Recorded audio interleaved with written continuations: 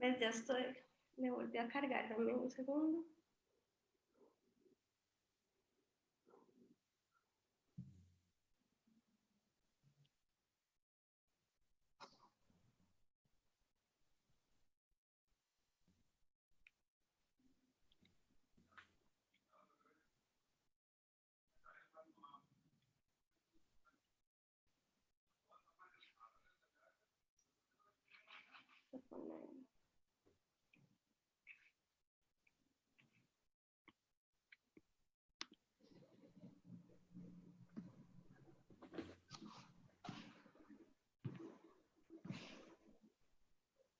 Ok, perfecto. Bueno, bienvenidos al conversatorio de psiquiatría durante COVID-19, experiencias en diferentes países. A continuación, la doctora Henriette Raventós iniciará la actividad. Muy buenos días o buenas noches para la gente que esté en otras zonas horarias. Muchas gracias por acompañarnos en esta actividad, ya la tercera que organiza la Academia Nacional de Ciencias de Costa Rica sobre diferentes aspectos de esta pandemia. En este momento decidimos hacer un conversatorio sobre la experiencia de la psiquiatría en diferentes zonas. Para nadie es un secreto que la salud mental ha sido una de las prioridades. Incluso la organizaciones internacionales como la OMS o las Naciones Unidas han hecho llamados para incluir la investigación y la atención de la salud mental como una de las prioridades, no solo durante la pandemia, pero también después. Y entonces es necesario estudiar diferentes poblaciones que tienen contextos, sistemas de salud diferentes, además de grupos especiales que podrían estar en mayor riesgo. En este momento pienso especialmente en la población migrante, en población que está en vulnerabilidad socioeconómica, también adultos mayores que les ha costado mucho este periodo de aislamiento social y niños y adolescentes que han dejado de participar en sus actividades usuales, al igual que personas con alguna discapacidad. Es así como la situación de emergencia que vive cada país constituye un gran reto para la psiquiatría y para otros profesionales en salud mental. En este momento lo que hicimos fue invitar a un grupo de psiquiatras, todos grandes amigos, conocidos, para que discutan la situación desde sus diferentes contextos. La población está pasando por un momento de estrés intenso y que se manifiesta según las condiciones psicosociales y económicas de cada población. Además, los mismos psiquiatras y profesionales en salud mental también están enfrentando un estrés adicionado relacionado directamente con el acto de la consulta psiquiátrica. Este conversatorio tiene como fin contrastar la experiencia de estos psiquiatras que trabajan en distintos países para crear un espacio de reflexión sobre los desafíos de la psiquiatría y la salud mental durante la actual pandemia. Para esta actividad, entonces, hemos invitado grandes amigos, como decía anteriormente, Sophie Wabo, que trabajó con nosotros por muchos años, tiene una maestría en neurociencias de la Universidad de Helsinki, en Finlandia, y ahora es residente de psiquiatría en el Health Education England en la región de North, Central and East London, que está afiliada a la University College de Londres. Ella ahora está trabajando en el Hospital Highgate Mental Health Center. Álvaro Jerez, de Guatemala, que es director del Centro Internacional de Trastornos Afectivos y de la Conducta Adictiva, y es investigador y tiene consulta en psiquiatría también. Humberto Nicolini, amigo desde hace muchas décadas también, miembro de la Academia Nacional de Medicina de México, fue presidente de la Asociación Mexicana de Biología Molecular en Medicina, exsecretario y tesorero del Colegio Mexicano de Psicofarmacología y actualmente es vicepresidente de la Asociación Mexicana de Neuroética. Es jefe del Laboratorio de Enfermedades Psiquiátricas y Neurodegenerativas del Instituto Nacional de Medicina Genómica de la Secretaría de Salud en México. Alejo Corrales, de Argentina, médico psiquiatra de la Universidad de Buenos Aires, máster en Biología Molecular e Ingeniería Genética de la Universidad Favaloro en Buenos Aires y presidente de la Asociación Argentina de Psiquiatría Biológica. Es profesor adjunto de la Diplomatura de Psicoinmunoendocrinología de la Universidad Maimónides, vicedirector académico y miembro del Comité Ejecutivo de la Federación Mundial de Sociedades Biológicas. Y Javier Contreras, que muchos de ustedes ya conocen, es médico psiquiatra, tiene una maestría en genética de la Universidad de Costa Rica, realizó estudios también en la Universidad de Texas en San Antonio, es investigador principal de la Universidad de Costa Rica y tiene su consulta psiquiátrica privada también. Tengo dos preguntas orientadoras para todos ustedes. El formato que vamos a seguir es que voy a hacer la primera y entonces cada uno de ustedes va a dar sus opiniones para después seguir a la segunda pregunta. La primera pregunta orientadora entonces es, ¿cómo perciben ustedes el impacto de COVID en las personas que atienden su consulta psiquiátrica actual? ¿Cuáles trastornos han aumentado? Y si conocen algún estudio que se está realizando en sus propios lugares de trabajo. Entonces vamos a empezar por Sofi, vamos a seguir ese mismo orden en el que los presenté. Bienvenida, Sofi. Hola, muchas gracias por invitarme. Para mí es un honor estar aquí compartiendo con ustedes. En Londres hemos tenido que adaptar mucho nuestros servicios para la demanda que ha generado el coronavirus. En mi hospital, que es un hospital psiquiátrico, tuvimos que adaptar una ala entera para la atención de pacientes contagiados de coronavirus y vimos un aumento en la agresividad en general de los pacientes y recibimos muchos pacientes con manía. Nos parece, y lo estamos investigando, que hay más manía en este momento, por ejemplo, en abril y finales de marzo, que en abril y finales de marzo del año pasado. Estamos midiéndolo.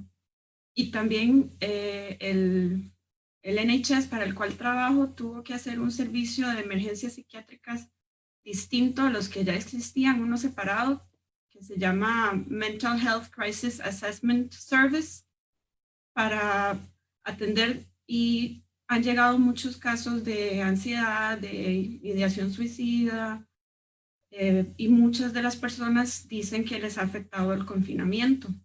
Entonces, en pacientes agudos lo que hemos notado es mayor agresividad y ha sido más difícil contenerlos porque tenemos menos personal, porque el personal está enfermo con coronavirus. Y afuera, en la comunidad, pues los servicios comunitarios están funcionando menos o solo de manera remota y los pacientes se han quedado con menos atención y hemos visto pues más ansiedad y más depresión.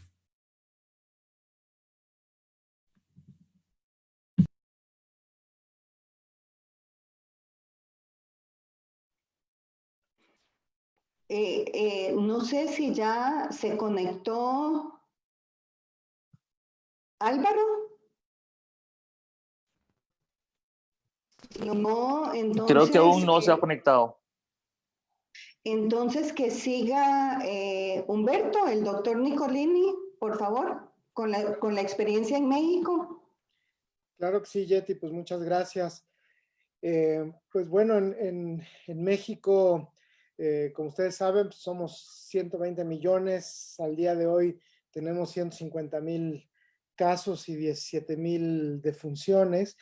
Y pues creo que el panorama ha ido cambiando de manera muy, muy importante en la salud mental.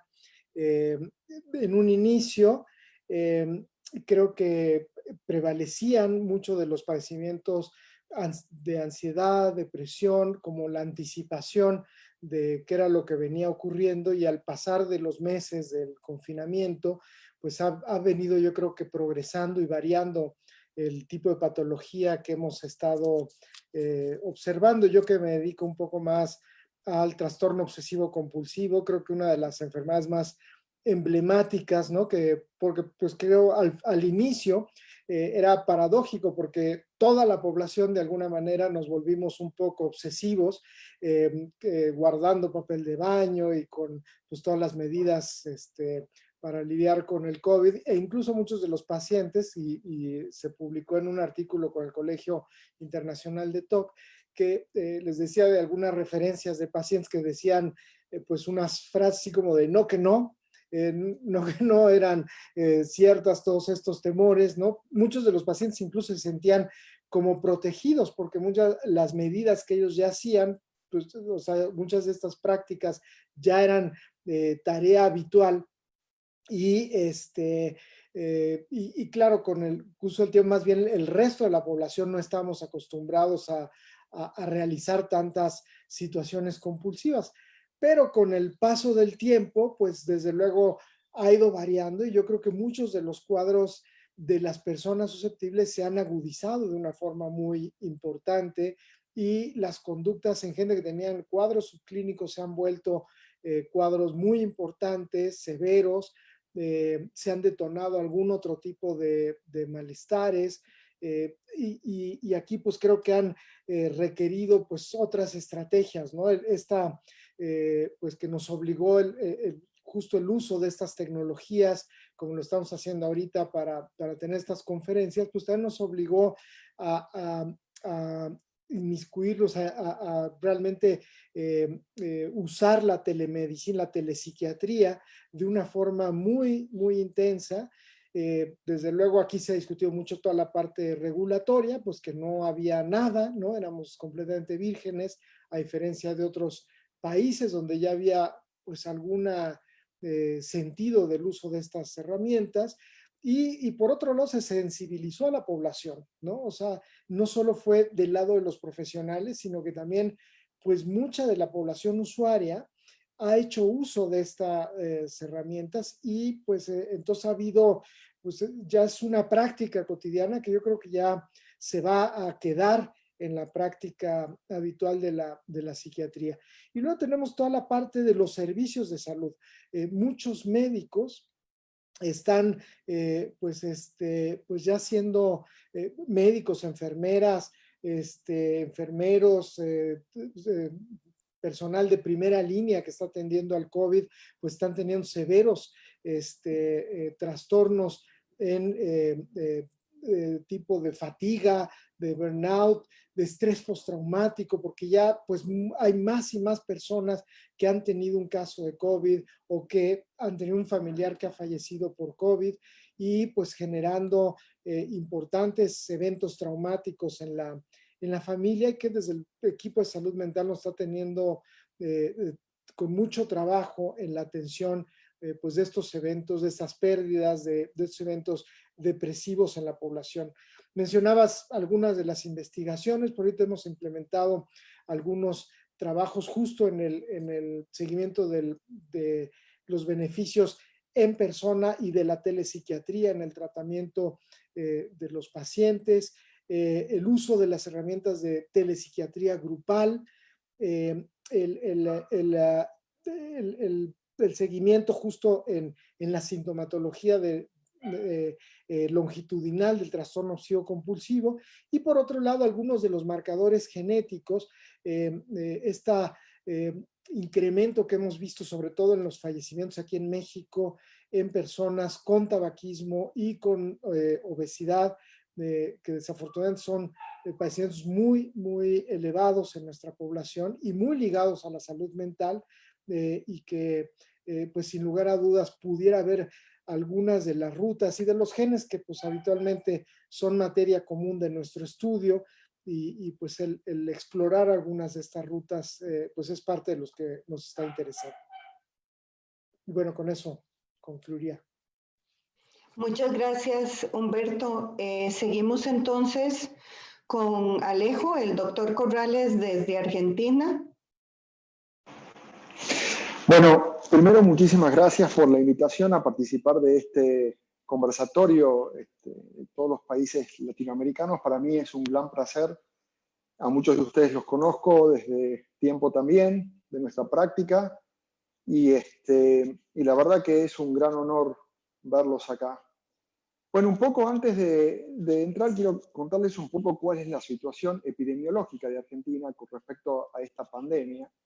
Nosotros tenemos muy pocos afectados comparados con la región. Nosotros tenemos 32.785 afectados y activos 21.749 con 862 muertos. Esto es bastante distinto a lo que pasa en los países de la región, incluso lo que pasó en Europa y lo que pasó en Estados Unidos, ¿sí? En nuestro país, el 90% de los casos se concentran en Buenos Aires y el Gran Buenos Aires, en una zona que se llama AMBA, ¿sí? Que confluye la capital federal con el conurbano, fundamentalmente en regiones de población muy vulnerable socioeconómicamente. El 10% de los afectados de COVID en nuestro país están distribuidos en todo el país, habiendo provincias donde no existe ningún afectado, afortunadamente. Nuestro primer caso se detectó el 3 de marzo de este año y nosotros llevamos más de 80 días de confinamiento. Esto nos va a posicionar dentro de los países con el confinamiento más largo del mundo. Por lo tanto, este dato no es menor porque va a afectar muchísimo en la salud mental de casi todas las poblaciones vulnerables y no vulnerables, ¿sí? Ante esta situación, como en todos los países, diversos grupos en Argentina dedicados a la salud mental se hicieron conferencias como estas, a través de streaming, ¿sí? Y la preocupación se avanzó en dos cosas: del aumento de nuevos casos en depresión y ansiedad y de recaídas de casos que ya tenemos tratados en depresión y ansiedad, por supuesto en TOC también, como decía Humberto. Y se destinó esta preocupación a la población en general, pero también al personal de la salud. Esto lo sacamos de lo que pasaban en personal de salud de otros países donde el COVID avanzó de manera muy tórpida y muy intempestiva, ¿sí? Por lo tanto, esto es lo que más nos preocupó en nuestro país. Dentro de la población vulnerable, fundamentalmente los adultos mayores que están sufriendo este confinamiento por más de 80 días sin poder tener contacto con sus seres queridos, los adolescentes con problemas de adaptación y de adicciones, ¿sí? Que esto es un gran problema, todos los especialistas en adicciones de nuestro país nos han recalcado esto, y los enfermos mentales con enfermedad mental grave, también como un punto bastante vulnerable dentro de nuestra especialidad.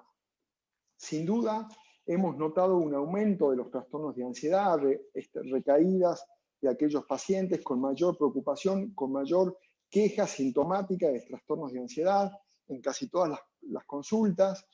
También hemos notado nosotros que el miedo, el temor propio de todos, ha producido un retardo en las consultas de otras patologías médicas, por ejemplo, cardiológicas, o de otras especialidades, con lo cual aumentó la morbilidad en estas enfermedades, con lo cual también aumenta la ansiedad, porque digamos la medicina es una entera, nosotros la dividimos para estudiarla, pero todo interviene en el enfermar de los pacientes.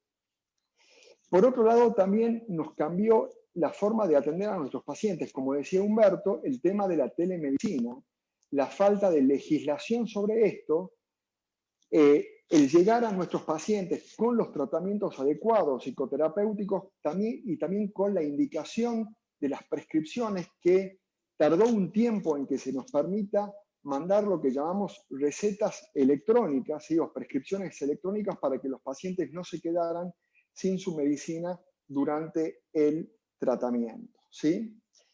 Con respecto a las investigaciones, yo quiero destacar una que hizo la Asociación de Psiquiatras Argentinos, que destinó a encuestar a personales del equipo de salud mental, ¿sí? Y se vio que aumentaron los trastornos del sueño, la dificultad para concentrarse, la irritabilidad y la ansiedad dentro de esta población específica, que son el equipo de salud mental. Por otro lado, nosotros dentro de la Asociación de Psiquiatría Biológica tratamos de adelantarnos un poco, no de adelantarnos, sino de tratar de dar 10 puntos claves que lo difundimos con respecto a la pandemia, ¿sí? Más que todo, por lo menos, empezamos a alertar que este virus producía alteraciones del olfato y del gusto, ¿sí? Y que esto podía, de alguna manera, basándonos en antecedentes de epidemias, de pandemias que se produjeron hace muchas décadas atrás, afectar o producir o generar o desencadenar en personas predispuestas algún tipo de enfermedad mental. Entonces, ¿qué es lo que los psiquiatras tendríamos que también pensar con respecto a esto a un futuro? ¿Sí? Por supuesto, siempre nuestra preocupación está dada actualmente en los enfermos. Pensamos que, como en otros lugares del mundo, los trastornos de ansiedad van a aumentar entre un 12 y un 16%, tanto en nuestras consultas privadas como en las consultas públicas. Y por último, decir que el organismo de salud nacional ha dado pautas claras de protocolos, tanto para atención pública y privada, de los centros públicos y privados de psiquiatría, para la atención de pacientes. Y eso se está cumpliendo en casi todas las instituciones de nuestro país. Muchas gracias.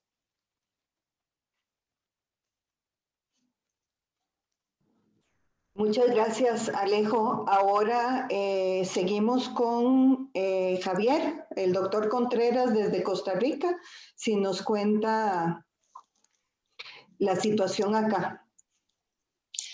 Bueno, es un gusto verlos después de tanto tiempo, a personas que les tengo muchísimo aprecio y que hemos compartido tanto en otros tipos de actividades, y ahora nos toca compartir para hablar sobre la pandemia, que es algo que no teníamos planificado ninguno de nosotros. En mi consulta lo que yo he observado es un aumento significativo de trastornos depresivos y trastornos ansiosos, principalmente, tal y como lo han mencionado los demás colegas en los otros países.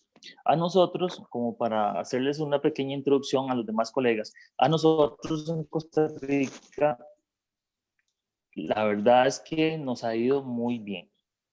Nos ha ido muy bien porque hasta el momento, en términos epidemiológicos, tenemos 12 fallecimientos solamente y menos de 1,000 casos activos. Yeti, no sé si me corrige porque no estoy seguro del dato de cuántos casos, pero sé que son menos de 1,000. Y bueno, eso es algo, un lujo, ¿verdad? En comparación con lo que está sucediendo lamentablemente en otros países, como por ejemplo nuestros países cercanos, como Panamá y Nicaragua. Entonces, al inicio teníamos un panorama que era más favorable, era más positivo, por lo menos así es como yo lo percibo, de la forma en que mis pacientes me transmiten esa seguridad o esa incertidumbre.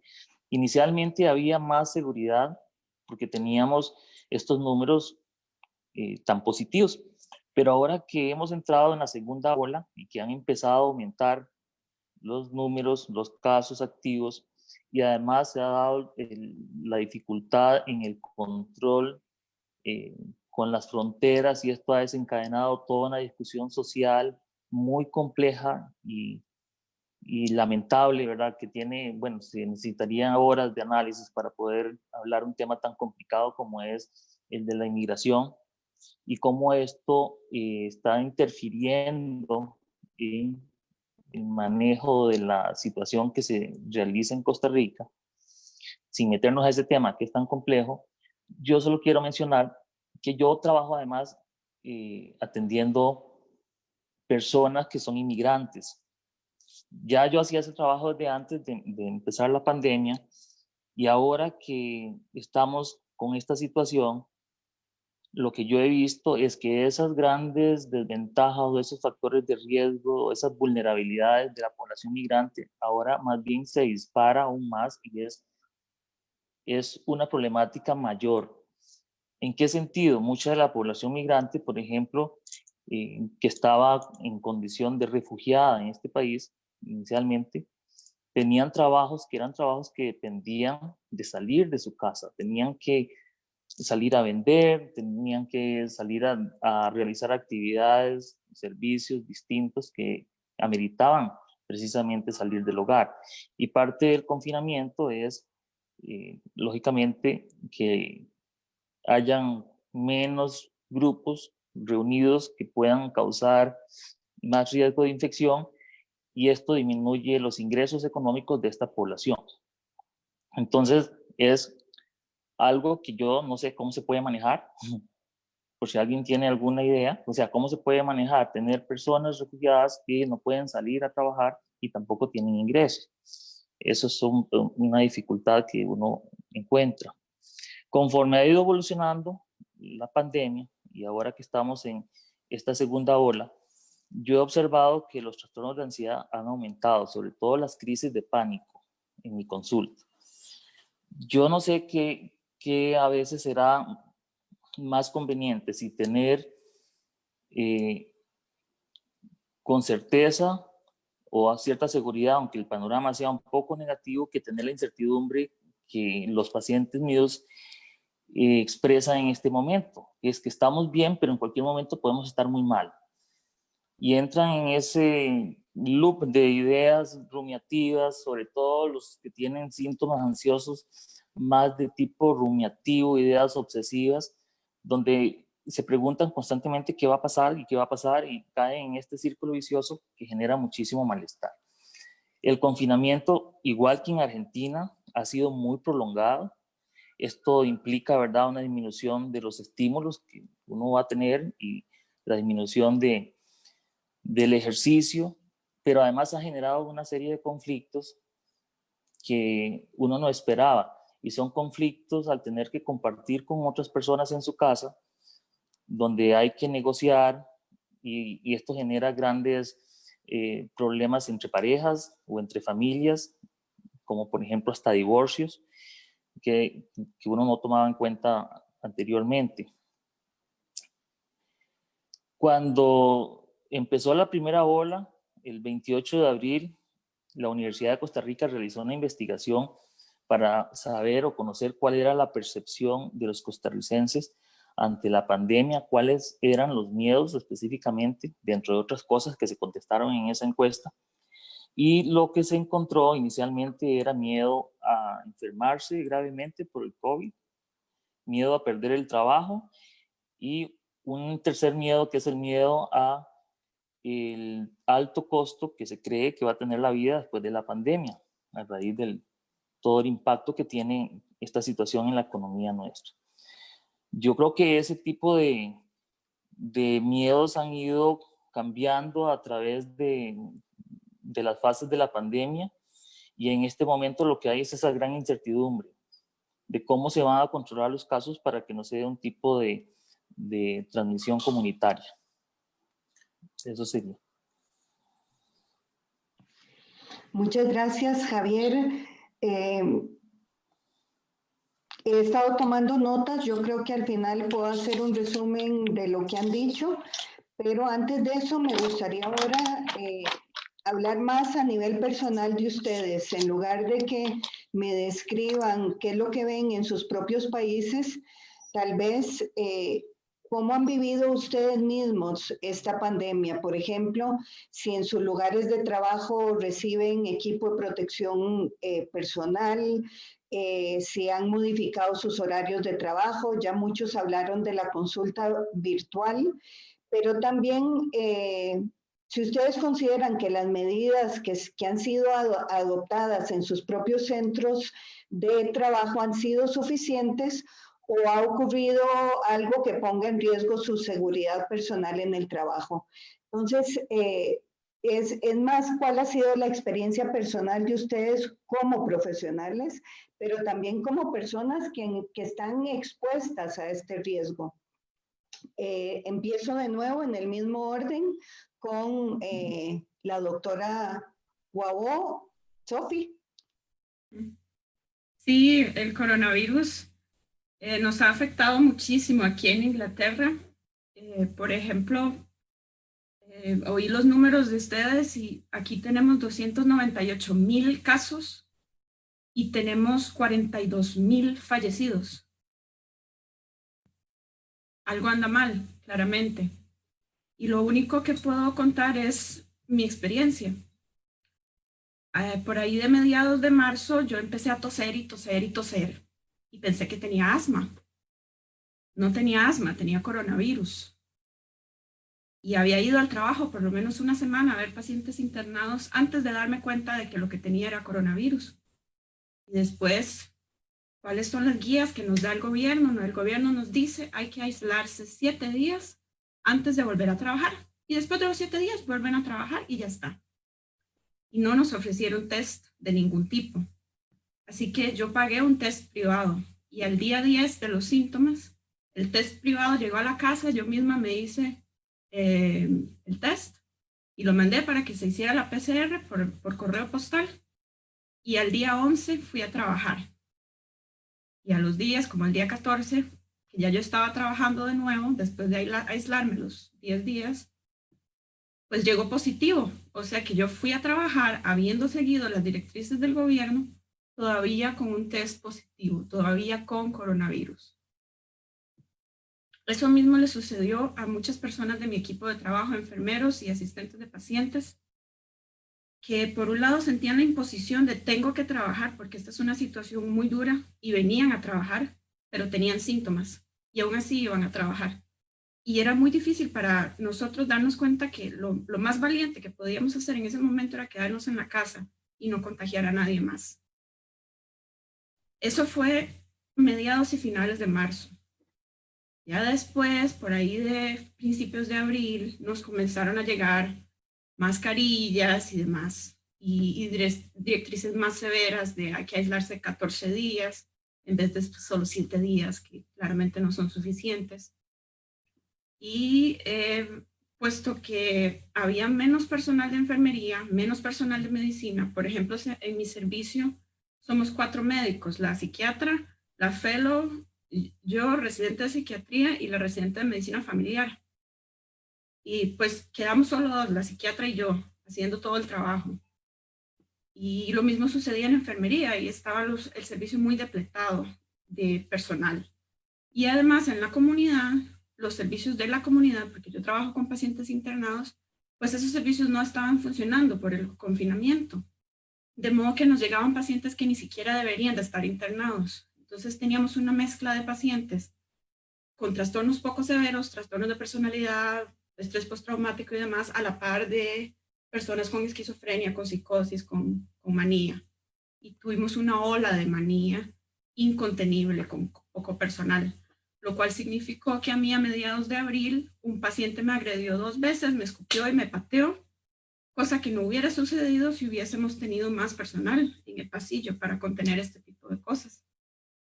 Como yo como residente, como persona que me estoy formando, también he sufrido un impacto bastante grande en mi formación, porque mis clases se cancelaron, mis clases de psicoterapia también se cancelaron, yo tenía 2 tardes por semana que yo iba a la comunidad a ver trastornos distintos, eso se canceló, me dijeron que trabajara solo en el ala de pacientes internados.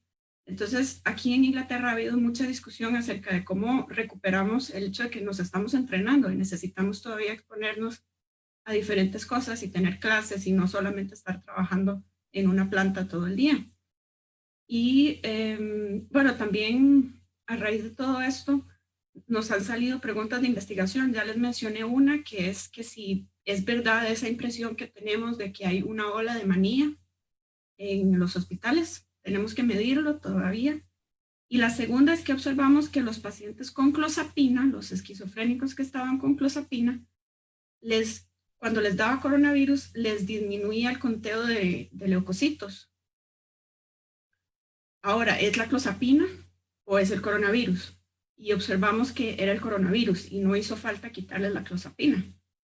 Eso también lo vamos a medir junto con el registro nacional que hay de pacientes con clozapina. Entonces, bueno, ha habido oportunidades para hacer investigación, pero en un ambiente tan estresante, en ese momento en que éramos solo la psiquiatra y yo estaba trabajando 2 horas extra todos los días y era realmente muy duro, con pacientes muy agresivos en ese momento. Y no quedaba mucho tiempo para investigar, sinceramente, pero las preguntas están ahí y sí nos gustaría tratar con ellas en algún momento. Y sí rescato de todo corazón la labor de todo el equipo de trabajo de enfermería, de los que llaman aquí support workers, que son como asistentes de pacientes, y de los demás médicos, porque, bueno, si ustedes ven las noticias, verán muchas críticas al gobierno del Reino Unido. Yo prefiero no pronunciarme al respecto, pero a nivel local nosotros, todo el equipo, sí hicimos todo lo que pudimos y yo sí estoy muy orgullosa de haber trabajado con el NHS y con estas personas del NHS que a nivel local adaptamos, como les dije al principio, servicios nuevos y telemedicina, como mencionaron los compañeros, y más trabajo y sí estoy muy orgullosa de la experiencia, a pesar de que fue realmente muy dura. Sí, muy impresionante tu recolección de la experiencia ya. Todos sabemos que es uno de los países que ha tenido más afectación. Y lo otro interesante, no quiero detenerme mucho, pero es esta sensación cuando estudiamos medicina de que no podemos dejar de ir a trabajar. Y entonces yo creo que muchos hemos sentido eso, ¿verdad? Que aunque estamos enfermos, vamos a trabajar, vamos a trabajar. Y es lo que ha pasado también acá en Costa Rica, que personas que vinieron con el coronavirus, personal de salud, iban a trabajar porque no creían que tenían la enfermedad y tal vez es una de las deformaciones en nuestra formación que no aceptamos nuestra propia vulnerabilidad. Sigo con el doctor Nicolini. Gracias, Yeti. Sí, pues muy impresionante el relato de Sofi. Creo que pues ilustra muchísimo pues de todas estas paradojas que tenemos en el quehacer médico, ¿no? Justo en el instituto, bueno, en la Secretaría de Salud, donde yo trabajo en las mañanas, haciendo investigación, y yo ahí formé parte de la brigada médica, digamos, de los investigadores para atender pues en las etapas iniciales, ¿no? Realmente nosotros por el lado del gobierno hemos tenido como mucho respaldo en el sentido de inmediatamente se tomaron pues todas las medidas para que, por ejemplo, la planta académica fuera a sus casas, se hicieron inmediatamente encuestas para estar vigilando, monitorear síntomas, tuvimos línea de ayuda médica para los trabajadores de las instituciones académicas de la Secretaría de Salud, estarlos monitoreando, pero aún así, pues había una deficiencia muy grande, y eso que nosotros estamos en el Instituto de Genómica, ¿no?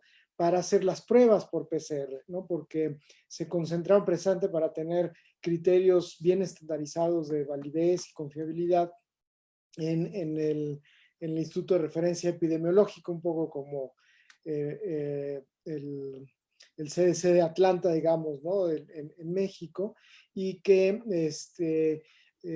pero pues el número de pruebas, pues para la cantidad de personas que somos ha sido pobre, ¿no?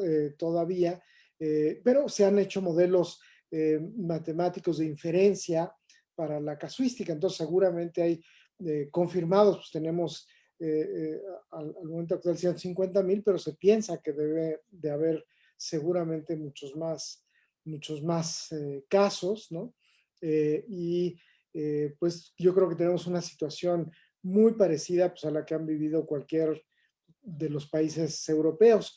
Y pues creo que parte del temor pues, ha sido esta saturación que ha habido de todos los servicios de salud, tanto públicos. Ha habido una alianza muy importante de los servicios privados con los servicios públicos que no se había visto en nuestro país, que trabajamos de forma como muy independiente, y ahora todas las camas de hospitales privados se pusieron al servicio de todo un sistema público para atender enfermos de COVID, y aún así pues estamos sobrepasados en todo el país, y pues bueno, sigue pues digamos el pico epidémico, todavía no se logra bajar satisfactoriamente la curva. Sin embargo, y en la parte de la psiquiatría de nosotros, ¿no? Pues el trabajar en una especialidad que tenemos que tener tanta calidez, que siempre estamos acostumbrados a trabajar tan cercanos con nuestros pacientes, pues abrazarlos, muchos saludamos de beso, etcétera. Y hoy día tenemos que pues trabajar con ellos con una careta, con el cubrebocas, a distancia. Pues desde luego eso ha tenido que ser una diferencia importante, o bien en la parte de telepsiquiatría, ¿no? Que ha sido pues desde luego un cambio muy radical en la manera del trabajo y de la atención. El surtido de recetas, pues aquí ha sido toda mucho más problemática la parte electrónica. Realmente ha sido todo un sistema ahí pues de enlace con las farmacias, y pues tiene uno que hacer muchas peripecias para el surtido de las recetas o que las vengan a recoger al consultorio. La economía pues está en una crisis gravísima, y en muchas zonas pues realmente no se ha podido detener el funcionamiento, sobre todo la economía informal, y probablemente vamos a abrir la economía a pesar de estar lo que le llaman aquí en semáforos rojos, todavía en el pico de la epidemia, y se va a abrir la economía. México nunca tuvo una posición como muy cerrada de limitar la movilidad, al contrario, era en función de educación y de conciencia, y ahora pues se va a liberar un poco más en cuanto a, pues para que la gente regresa, y pues lo que decía Javier, estas situaciones pues, de confinamiento y de escasez de alimento, pues resulta un evento imposible que nos afecta a todos, ¿no? No nada más, desde luego mucho más a la gente más en circunstancias de pobreza extrema, pero pues al final es una cadena que trasciende a todo mundo, y que a todo mundo en su ámbito pues se acaba limitando de manera muy importante. No se diga en la parte académica, en donde pues todos los fondos de investigación pues han sido reducidos de forma muy, muy drástica. Recursos extranjeros, todo se ha abocado para la atención del COVID, y se entiende, y seguramente este año pues no va a haber nueva investigación que no esté canalizada en este campo. Entonces muchos de nuestros proyectos que veníamos haciendo de forma habitual pues se van a suspender.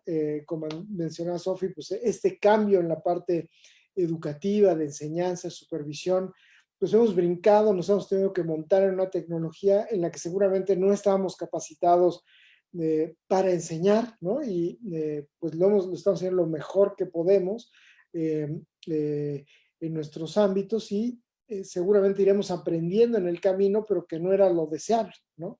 Y bueno, pues tendremos que seguir haciendo estos malabares para sobrellevar pues estas circunstancias, y creo que en el trabajo, pues mantenernos en salud. Ha habido también algunas controversias aquí entre algunas pues, directrices de académicos muy notados, que si el uso de las mascarillas al uso de toda la población o no, en fin, pues todas estas controversias en cuanto a la información y qué hacer, ¿no? En el confinamiento, pero que pues chocan a veces con lo práctico y lo que pues se necesita hacer, y que pues eso es la realidad que nos acaba alcanzando a todos, ¿no? Gracias, Jet. Muchas gracias, Humberto. Seguimos con el doctor Corrales, con Alejo desde Argentina. Bueno, sí, la verdad que nos cambió muchísimo a nosotros en lo personal la atención, ¿sí? Tanto en la práctica privada de consultorio, en la internación y en la enseñanza universitaria, que también no es un dato menor por todo lo que se perdió en todos estos meses de aislamiento. Todas las medidas de protocolos que nos dijo, que nos pasó el gobierno, se las hicieron y le estamos cumpliendo a pie juntillas, como se dice acá, para tratar de que esto no se expanda y también para tratar de que los pacientes no pierdan su atención, ¿sí? Para esto también hemos tenido que educar al personal no médico, que por ahí tiene mayor dificultad para entender el alcance de las medidas en ciertos lugares de trabajo y que no sean transmisores de esta enfermedad. La sensación personal que me da a mí atender a pacientes a través de videollamadas es bastante extraña, digo, que como nos debe pasar a todos, donde el marco terapéutico por ahí está roto por ruidos, por gente que pasa, por tiempos que por ahí no son los mismos, por relaciones un poco más frías. En cuanto a la protección que nos da el gobierno dio todo, creo que lo que más se puede. El gobierno tiene que dar todo, creo yo, pero creo que todo lo que más se puede. Muchas personas han tenido que comprar en los lugares públicos, estoy hablando, su protección, porque el gobierno no se los dio, pero tenían que tenerlo en caso de hacer un triage, en el caso de que llegara algún paciente con síntomas febriles. Esos son los lugares, estoy hablando de los lugares psiquiátricos. Sin embargo, los lugares en polivalentes, en hospitales, están todos equipados con el sector febril, donde van todos los pacientes febriles, donde se los atiende y todos los profesionales están con todo el equipamiento necesario para impedir la propagación del virus. Nosotros hemos tenido también mucha información, digamos, entre los colegas. He tenido la posibilidad de participar de este tipo de reuniones. Todos tenemos más o menos las mismas inquietudes, pero fundamentalmente tenemos las mismas incertidumbres, porque esto no lo conocemos, esto no lo estudiamos, ni tampoco estamos preparados. Estamos preparándonos en la marcha. En la marcha estamos aprendiendo, en la marcha estamos implementando medidas, en la marcha estamos pensando hacia el futuro y en la marcha también estamos pensando en la pospandemia. Quizá tengamos algún evento como este pensando en las consecuencias que trajo todos estos meses de aislamiento, de enfermedad, de falta de contacto social, de falta de contacto laboral, de pensar en otra cosa, de destinar, como decía Humberto, los recursos económicos, los recursos humanos solamente en COVID. Desde la prensa hasta las conversaciones que uno puede tener, es todo COVID. Y seguramente eso, posteriormente, vamos a tener que replantearnos y evaluarnos cómo nos rehacemos con respecto a eso. Sin duda, nuestros países, como decía Humberto, donde tenemos ya economías golpeadas, ¿sí?, van a ser los más difíciles de reconstruir, ¿sí? Vamos a salir, sin duda se va a reconstruir, pero ¿cómo? La pregunta es el cómo lo vamos a hacer, cómo vamos a salir de esto y cómo vamos a superar.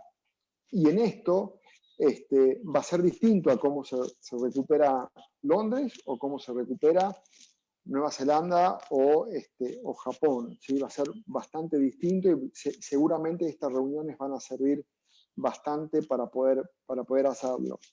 En cuanto a esto, a diferencia de México, nosotros sí hemos estado con muchos negocios cerrados, o sea, pero totalmente cerrados, sin ningún tipo de actividad económica en grandes centros. Por lo tanto, esto va a tener un gran impacto, está teniendo un gran impacto, y es un tema de debate, un debate muy caluroso, como en toda Latinoamérica, con respecto a esto que está produciendo, ¿sí?, el COVID, ¿no? Sí, de decir, no podemos vender, no podemos tener actividad económica, la actividad económica en muchos lugares es cero, y ahora recién están pudiendo algunos bancos, algunos centros comerciales abrir. Para terminar, quiero decir que acá hubo también alguna cuestión que no nos gustó a los médicos, que es en un par de provincias, algún tipo de fiscal denunció a médicos por transmisión de COVID, ¿sí? Esto, no sé si pasó en otros países, pero acá fue una movida muy fuerte de todos los colegas, decir que nosotros estamos preparados para ayudar a la gente y no para perjudicarlo. Hubo movilizaciones en todos los puntos del país, nosotros llamamos desde La Quiaca, que es el extremo norte, hasta Ushuaia, que es la ciudad más austral del mundo, donde nos manifestamos en contra de esto, en contra de la justicia que fue contra algunos médicos en nuestro país, que estamos, como decía Yeti, trabajando a pesar de que sabemos que tenemos tanto o más riesgo, ¿sí?, que otra población. Pero esto en Argentina fue muy fuerte, es decir, nosotros estamos para ayudar, estamos, y estamos hay muchos colegas que están en la primera línea de frontera, como decía Sofi, que estaban ahí al borde del riesgo, y que tienen familias y que tienen seres queridos y que también tienen familias que se enferman y que pueden transmitirlos. Y muchos colegas nuestros no volvieron a sus casas. Los que están en la primera línea se fueron a vivir a otro lado, ¿sí?, para no transmitir el virus. Entonces, esto fue una movida muy grande que pasó aquí en Argentina. Esto quería decirlo como para finalizar, y no sé si en otros países pasó algo similar. Gracias, Alejo. Javier.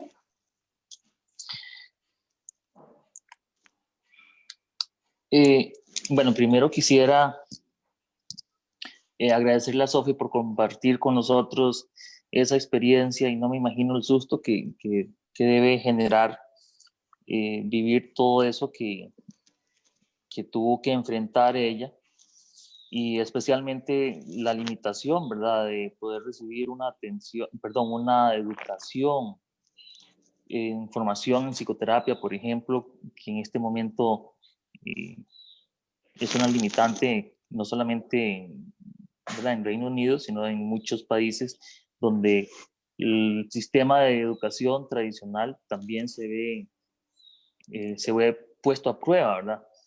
En el caso mío, yo creo que yo soy muy privilegiado porque mi consulta a través de las diferentes plataformas como Skype, Zoom, ha sido muy fluida, por así decirlo. Los pacientes han tenido al inicio mucha resistencia a este tipo de atención, y bueno, yo también tenía mis reservas al respecto por todo lo que se pierde en la comunicación cuando se hace de esta manera. Pero al mismo tiempo, de forma sorpresiva y algo que no esperaba, es que ahora conozco más el entorno donde vive el paciente, y eso es algo que antes no tenía. Entonces ahora puedo atender a alguien que anteriormente me mencionaba que tenía un niño, y el niño era muy travieso, demandaba mucho cuidado para ella. Ahora, cuando yo la atiendo y está en el entorno de ella, por ejemplo, en ese caso, y veo al niño que corre y que grita y que brinca, y entonces ya tengo una mejor imagen ¿verdad?, de cuál es la verdadera situación del paciente. Eso ha sido muy positivo y algo que yo no esperaba. Refiriéndome un poco a lo que decían también los colegas con respecto al efecto no solamente en nuestra población, sino también en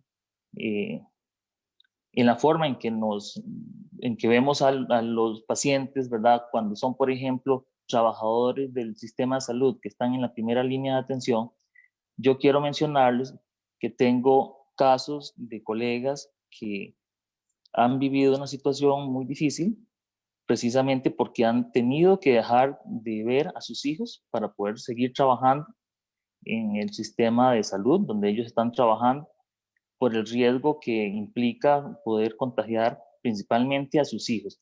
Y eso ha sido de las historias más conmovedoras que yo he escuchado en mi consulta últimamente, que uno no se esperaba, y como dice Alejo, es que en esto todos estamos como improvisando. No sabemos qué pasa y día a día uno recibe alguna situación que es completamente novedosa, diferente a la que uno ha estado enfrentado anteriormente. Quiero decir que también parte del privilegio de poder dar la consulta virtual en Costa Rica es porque nosotros tenemos ya el sistema de recetas digitales. El sistema de recetas digitales permite hacer las recetas de psicotrópicos y estupefacientes de forma digital que le llega al teléfono celular del paciente directamente, y con eso puede ir a la farmacia y comprar el medicamento. Además de eso, tenemos el sistema de factura electrónica. Todo esto facilita y hace que la telemedicina, o en este caso la telepsiquiatría, pueda ser una realidad en nuestro país. No me imagino cómo habríamos hecho hace 5 años en que no habían recetas digitales y no había tampoco factura electrónica. Entonces, eso ha sido una gran ventaja que hemos tenido nosotros. Solamente.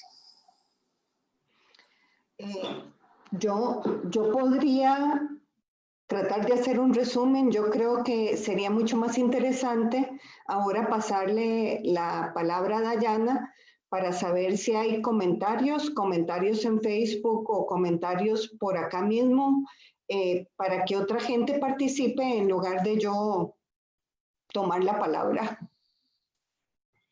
Sí, tenemos una consulta en Facebook y preguntan, ¿se han pensado en medidas de autocuidado para proteger al personal médico? ¿Se puede hablar de autocuidado durante esta crisis?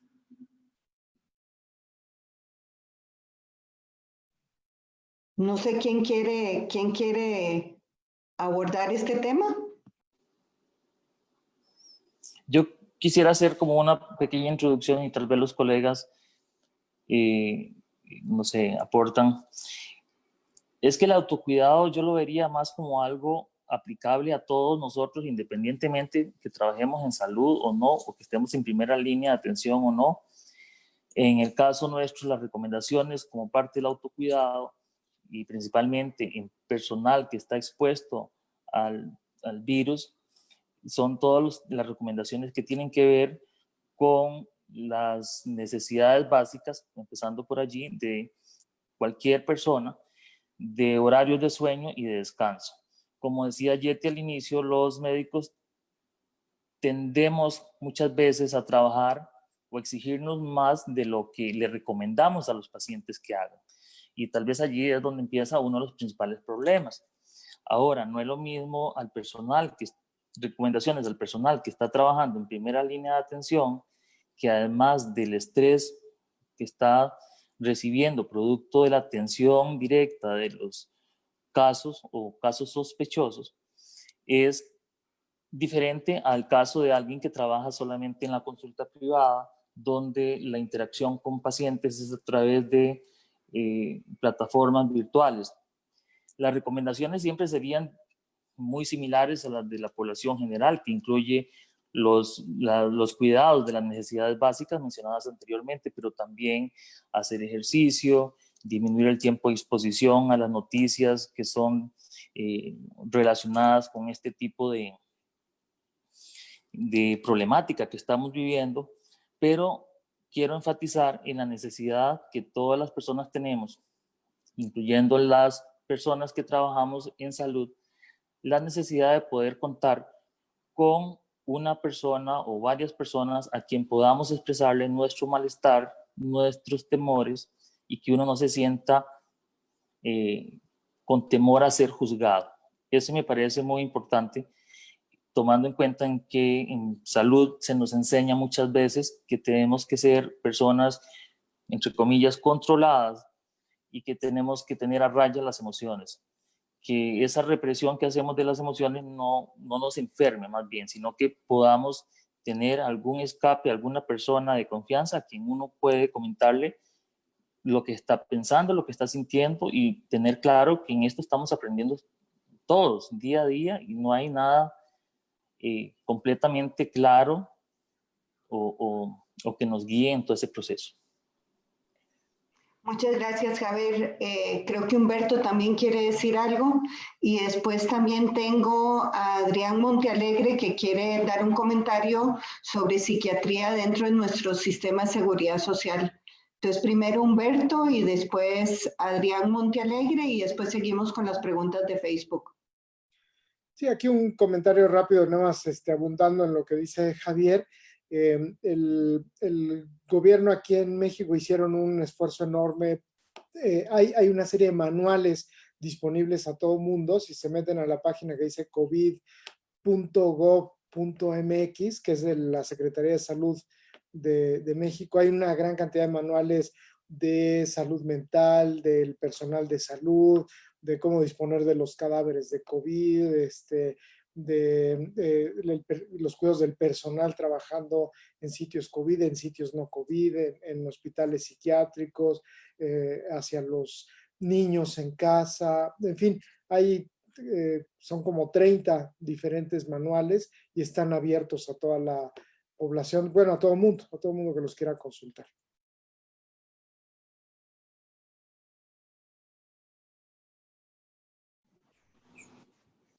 Bueno, buenos días. Jessy, bueno, gracias por haber pasado la invitación, me ha parecido súper interesante. Bueno, un saludo a Sofi y sí, la verdad, muy interesante la experiencia de ella. Bueno, como en Argentina, creo que nosotros hemos sido realmente privilegiados y sí, me gustaría como compartir un poco la experiencia en el San Juan de Dios que hemos tenido y tal vez algunas recomendaciones a ver si podemos realizar algo un poquito mejor. Bueno, en estos momentos en el San Juan tenemos la suerte de que somos 7 psiquiatras y la forma que lo estamos manejando es, hacemos grupos de trabajo, 3 para dentro del hospital y 4 para afuera, por lo general lapsos de 15 días, por si existiera el riesgo de que alguno se infectara, para que salga un equipo y entre el otro. Por dicha, ninguno se ha infectado todavía. Y la forma que estamos brindando la consulta es que sí se está haciendo vía telefónica. No todos los pacientes van a poder funcionar por Zoom o por alguna otra, por otro medio, pero sí a todos los pacientes los estamos llamando vía telefónica. Y de hecho algo que me ha llamado mucho la atención es de que el ausentismo es menor, porque las personas al estar confinadas van a contestar el teléfono. Y sí, la gran mayoría están como muy agradecidos de que la atención sea vía telefónica. Y algo que ha sido para mí excelente es que tenemos la oportunidad de que hay un convenio Caja Correos de Costa Rica y entonces los medicamentos se les envían a los pacientes vía correo y además de la gran posibilidad del expediente digital único. Entonces, como tenemos un expediente digital, ya podemos ver las notas previas. Se logró que todos tengamos por medio de VPN el acceso al expediente digital. Entonces, podemos revisar la historia previa y en base a eso, entonces podemos brindar la atención. Entonces, sí ha sido de un privilegio, la verdad creo, pero ha sido una muy buena experiencia. Y después también el Hospital Nacional Psiquiátrico se habilitó un pabellón para pacientes sospechosos y también como una parte para pacientes ya infectados, que por dicha solo se ha tenido que utilizar, hace como semana y media hablé, como con 4 pacientes de pacientes sospechosos que al final no se confirmaron. Y la idea es que si algún paciente, digamos, que tiene enfermedad psiquiátrica, sin embargo no está descompensada, en el momento de se maneje en el centro correspondiente. Entonces, creo que hemos tenido mucha suerte, pero sí, si existiera alguna recomendación, claro, que sería muy bueno para seguir analizando qué hacer. Bueno, y también utilizamos este medio para hacer sesiones de equipo todos los días y entonces discutir los casos. Entonces, hasta más rico que antes no había ese chance. Y los 3 que están adentro, uno se dedica a hacer interconsultas, uno a atender emergencias y el otro, digamos, como para resolver cualquier problema administrativo que haya. Gracias. Dayana, no sé si hay más comentarios o si alguien más quisiera decir algo. Un comentario que dice Bianca, muy interesante, en Puerto Rico también llevamos más de 80 días y ha aumentado los casos de violencia y agresiones en los hogares, además de mayor caso de ansiedad.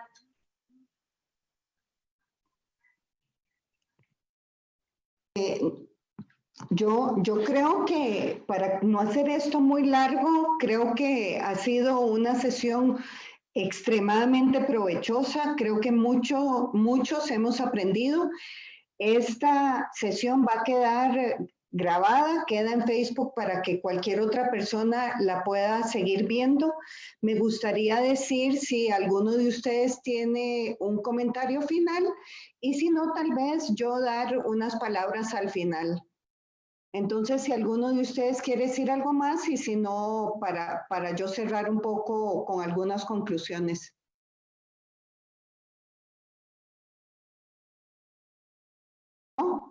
No. Entonces, yo creo que ha sido una experiencia muy difícil para todos. Como dijeron, hemos tenido que ir aprendiendo sobre el camino. Hemos tenido que sacrificar muchas cosas, hemos tenido que aprender cómo dar consulta a distancia, educación a distancia y además grupos especialmente vulnerables que han tenido mayores problemas, ¿verdad? Entonces tenemos dentro de los grupos que mencionaron los migrantes, las personas que ya tienen un trastorno mental, la población adulta mayor con el confinamiento, los adolescentes con el confinamiento, los problemas intrafamiliares de estar confinados y además la población general que normalmente tal vez no ha tenido esta experiencia con niveles mayores de depresión, de ansiedad e incluso de agresividad.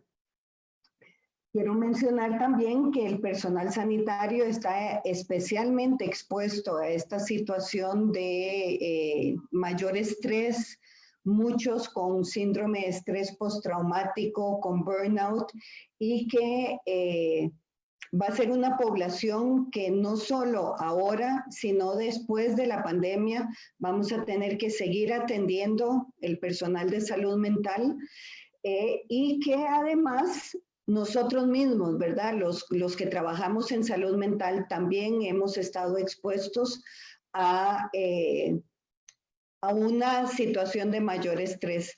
Creo que es importante que sigamos estudiando, que sigamos pensando en estas acciones, porque una vez que esta pandemia vaya solucionándose, y esperamos que así sea, esperamos que no, que salga alguna solución en los siguientes meses o años, ¿verdad? Una vacuna o un tratamiento efectivo para poder salir del confinamiento. Lo que queda van a ser muchos problemas de salud mental que tenemos que abordar, que tenemos que estar preparados y que tenemos que saber cuáles van a ser, entre ellos los trastornos de ansiedad,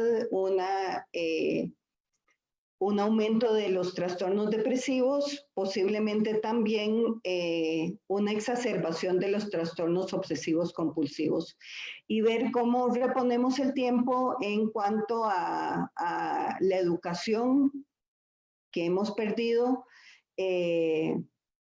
Y bueno, eso sería, no sé si alguien quiere terminar con algún mensaje y si no, yo creo que damos por terminada la sesión.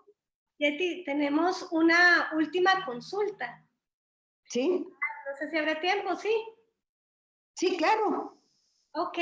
¿Cuáles serían algunas prácticas o hábitos en el confinamiento para mantener la salud mental en un estado relativamente óptimo?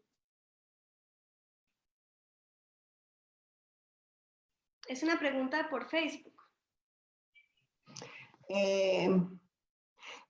No sé, se parece mucho a la pregunta anterior, ¿no? donde Humberto dijo que habían varios recursos y hay varios recursos en línea que se están ofreciendo. Se están ofreciendo a través de la Universidad de Costa Rica, diferentes países también los están ofreciendo. No sé si alguno de ustedes se quiere referir a ellos o si tiene recomendaciones específicas. Como prácticas o hábitos, es lo que consultan. Sí, Javier se refirió a algunos de ellos, no sobre ejercicio. Voy a darle la palabra a Javier. Sí, las recomendaciones, como dice Yeti, las podemos encontrar en múltiples lugares.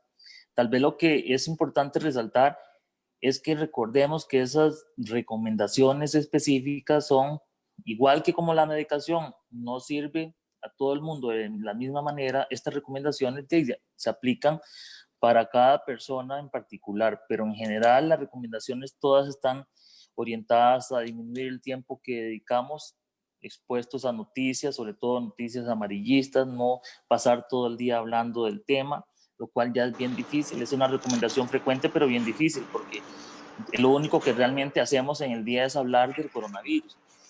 Luego, mantener las rutinas muy cuidadosamente, las rutinas diarias como ejercicio, levantarse a la misma hora, acostarse a la misma hora, aunque uno esté confinado en la casa, tratar de mantener esas rutinas, la alimentación, igual no comer solo cuando nos da hambre o cuando se nos ocurre, sino tratar de mantener horarios, que es algo que puede ser fácil de decir, pero un poco difícil de cumplir, y eso tiene una repercusión en la salud tanto física como mental de cualquiera de nosotros.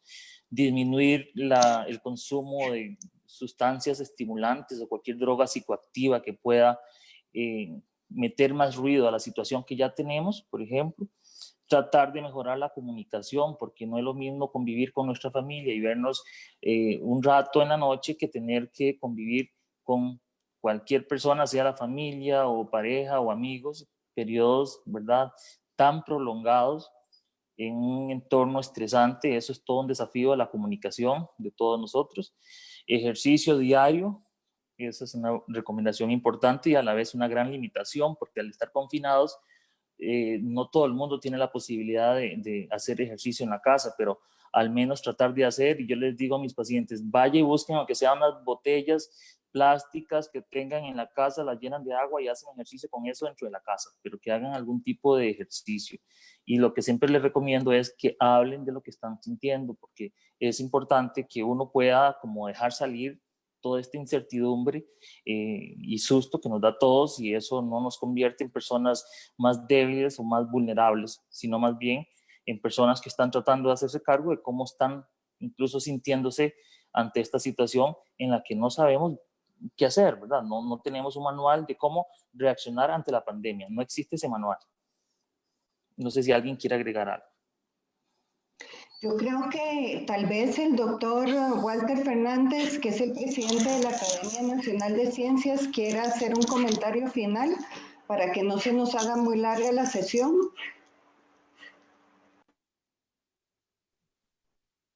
Bueno, el único comentario sería agradecerles profundamente a todos los expositores por haber participado en este conversatorio tan valioso y útil. Y por supuesto a la doctora Henriette Raventós por haberlo coordinado. Y muchísimas gracias a todos.